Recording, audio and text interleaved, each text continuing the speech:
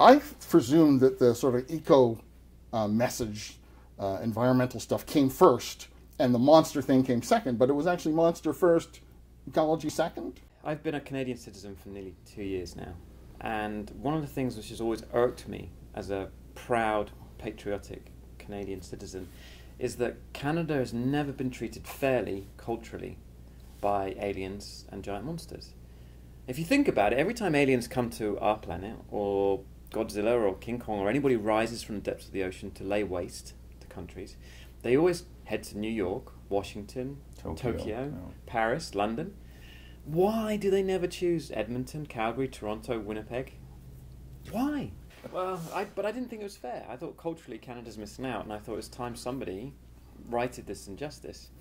So I decided we needed to do a book which had giant monsters destroying Canada and giving Canada the kind of cultural prestige it deserved, but also it needed to be Canadian.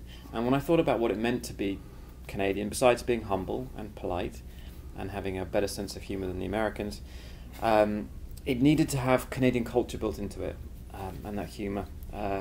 And I realised that having Canadian monsters doing Canadian things needed to have Canadian justification, and with the way that climate change and environmental issues are causing a lot of heated discussions and conflict between the resource industries and people that want us to do something about it, I was thinking, well, bears are very Canadian. They also have a stake in it because it's their habitat being destroyed. So what would bears feel like about this if we were to ask them? I thought they'd be pretty angry. Let me throw out a couple of cities, and you tell me how your giant bears destroy it. Montreal. Oh, well, of course. Has to be food related if we're in Montreal. And what is the most Canadian food dish of them all? Poutine? Exactly. Now visualise 2 bears pouring poutine over the city and drowning it in gravy and fries and curds. Great gravy flood. Toronto. Pretty bad.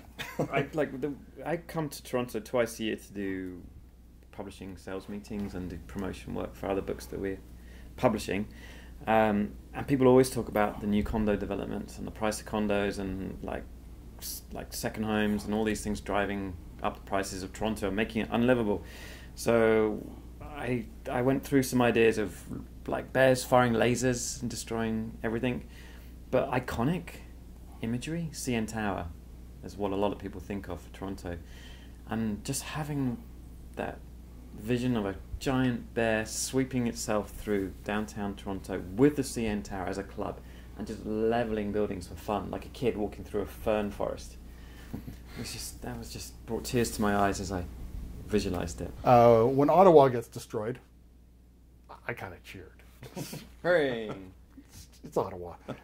But there is a politician dangling precariously, and when I looked very closely, I'm pretty sure that's Justin Trudeau, isn't it?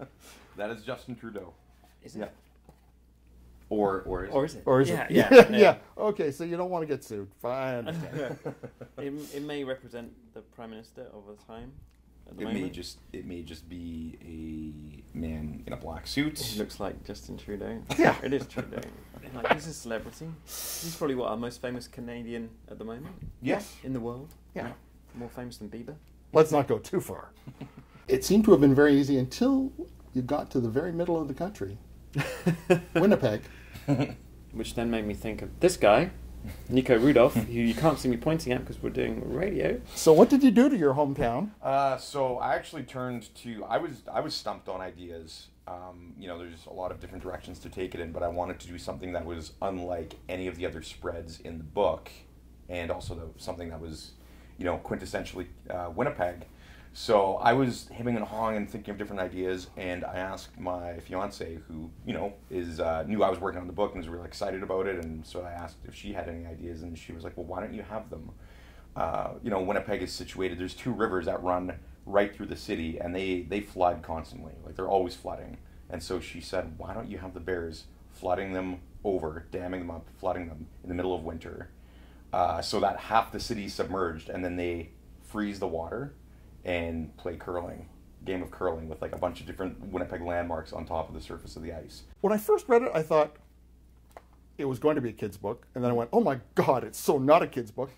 But now I've come 360 and think kids will love to see cities destroyed by giant bears. They're gonna, this is like everything you ever wanted when you were a kid, the Bernstein Bears to do what they never did because they were all goody two-shoes. Yeah, I like the fact that we made a book which we like as adults, but kids are loving it too. I kept in the long words and the bigger vocabulary that were for adults, the sophisticated language, and I respect children to ask when they don't understand a word. And we've been reading this book at schools, like to grade 5 and grade 4 kids, and I've like talked to like groups of kids, and they just ask, what does avarice mean? What does decreed mean? Hubris? And we explain it, and they all nod and start using the word. And they're like, I'm going to use that word with my parents tonight, which is great. And half the adults that we read the book to and talk to don't know these words either. Like, when was the last time you used hubris in a conversation? Good point. The book is When Big Bears Invade. I've been speaking with the author, Alexander Finbow, and the illustrator, Nyco Rudolph. And When Big Bears Invade is published by Renegade Arts Entertainment.